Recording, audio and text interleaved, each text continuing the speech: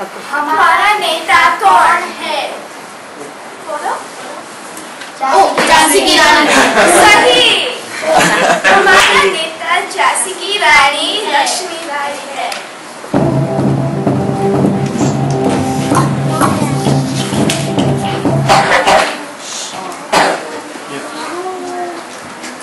मेरा नाम रितिका है। मेरा नाम आलिशा है। और मेरा नाम जियाशा है।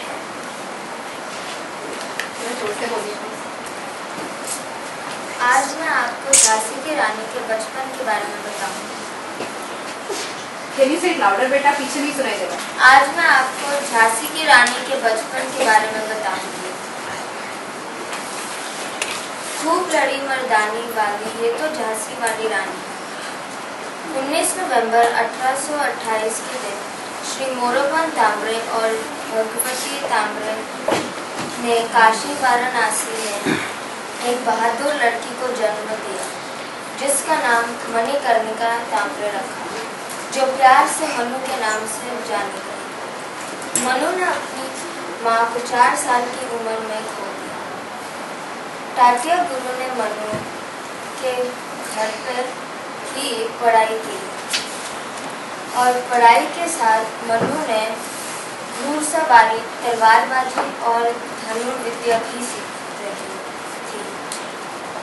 मनु अपने पिता के साथ बाजीराव पेशवा के दरबार में जाती थी, जहां उसने अपनी चंचल स्वभाव से सबका दिल जीत लिया। बाजीराव मनु को प्यार से चबेली बुलाता था। जब मनु 14 साल की थी, तब उसका विवाह श्री गंगाधर राव नवाकर के साथ हुआ। विवाह के बाद मनु का नाम लक्ष्मीबाई रखा गया। इस तरह वह झांसी की रानी बनी। 1891 में लक्ष्मीबाई ने पुत्र को जन्म दिया, जिसका नाम दामोदर राव रखा। दुर्भाग्य से दामोदर की 4 महीने में मृत्यु हो गई। उसके मृत्यु के बाद उन्होंने एक बच्चा आनंद राव को गोद दिया, जिसके बाद में दामोदर राम रखा। पुत्र का देहांत का दिन से गंगाधर राव की भी 1853 में मृत्यु हो गई। मैं Alisha. Wait, Harvey, can you come in the middle? मैं आलिशा होने में उनकी संस्था से होने वाली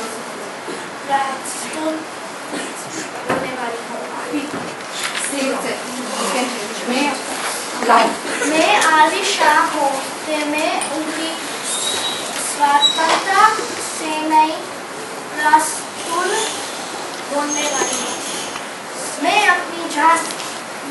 अपनी झांसी कभी नहीं दूंगी। रानी ने मक्कमता से ये जवाब दिया।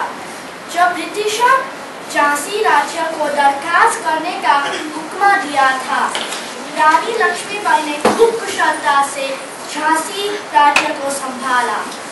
उन्होंने औरंगजेब से अंग्रेजों के हमले का मुकाबला करने के लिए अपनी फौज तैयार की थी। रानी ने सिर्फ आदमी नहीं पर औरतों को भी युद्ध में लड़ने की तालीम दी थी। अंग्रेजों ने जब रानी लक्ष्मीबाई को पकड़ने के लिए झांसी पे हमला किया, तब रानी ने दृढ़ता से मुकाबला किया।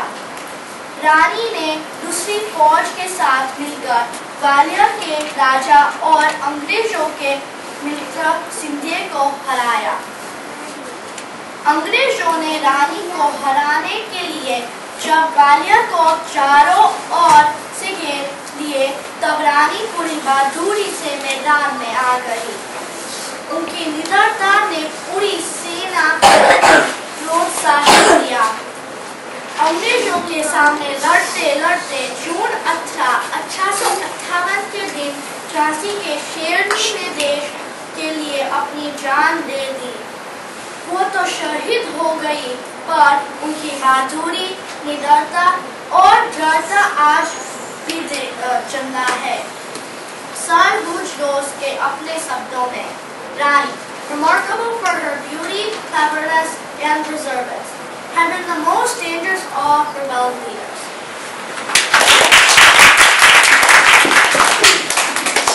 ये थी वीर रानी लक्ष्मीबाई की कहानी, जिससे हमें पता चलता है कि वो बहुत निडर और बहादुर लीडर थे। उन्होंने सिर्फ 23 साल की युवा उम्र में ही अपनी जान देश के लिए बलिदान कर दी। रानी आजादी की लड़ाई की पहली महिला थी। उनकी यह वीरता सारी नारी जगत के लिए प्रेरणा स्रोत है। उनके साहस के गुणगान आज भी सारे भारत में प्रचलित है। रानी लक्ष्मीबाई के जीवन चरित्र से हमें भी देश प्रेम की भावना जागृत होती है। आप हिंदुस्तान की वो आत्मा है जिन्होंने अपनी बलिदान से न केवल भारत की बल्कि दुनिया की महिलाओं को प्रोत्साहन दिया है। सच में उनका जीवन वीर गुणों से भरपूर, देशभक्ति और बलिदान की एक अमर कहानी है। उनका हौसला हमें एक जागरूक नागरिक बनकर देश के लिए कुछ अच्छा करने का संदेशा देता है। आज उनका जीवन हमारे लिए संघर्ष और देश प्रेम की क्षमता का प्रेरक है। तो आओ उन्हें हम अपने हृदय में बिठाए और उनके चरणों में श्रद्धा के फूल चढ़ाएं।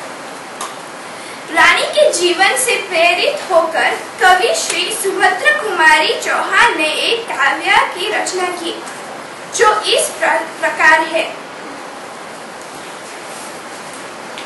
कानपुर की नाना की मुँह बोली बहन चबेली थी। लक्ष्मीबाई नाम पिता की वह संतान अकेली थी। नाना के संग पढ़ते थी वह, नाना के संग खेलती थी। पर्ची धर कृपान कतारी उसकी यह सहेली थी। वीर शिवाजी के कथा उसको याद आनी थी। हमने सुनी कहानी थी, खूब बड़ी मर्दानी वो तो झांसी वाली रानी थी। रानी बड़ी कालपी आई, करसों मिल निरंतर पार, घोड़ा थककर गिरा भूमि पर, गया स्वर तत्काल सीधा। यमुना तट पर अंग्रेजों के फिर खाई रानी से हार, विजयी रानी आती जल्दी, किया ग्वालियर पर अधिकार। अंग्रेजों के मित्र सिंधिया ही ने छोड़ी राजधानी थी। बोलो के हमने सुनी कहानी थी, खूब बड़ी मर्दानी वो तो झांसी वाली रानी थी। जाओ रानी याद रखेंगे ये कृतज्ञ भारतवासी, ये तेरा बलिदान जगावेगा स्वतंत्रता अविनाशी। होवे चुप इतिहास, लगे सच्चाई तो चाहे फांसी, हो मदमाती विजय मिटा दे गोलों से चाहे झांसी। तेरा स्मारक तू ही होगी, तू खुद अमित निशानी थी। बुंदेले हर बोलो के मुँह हमने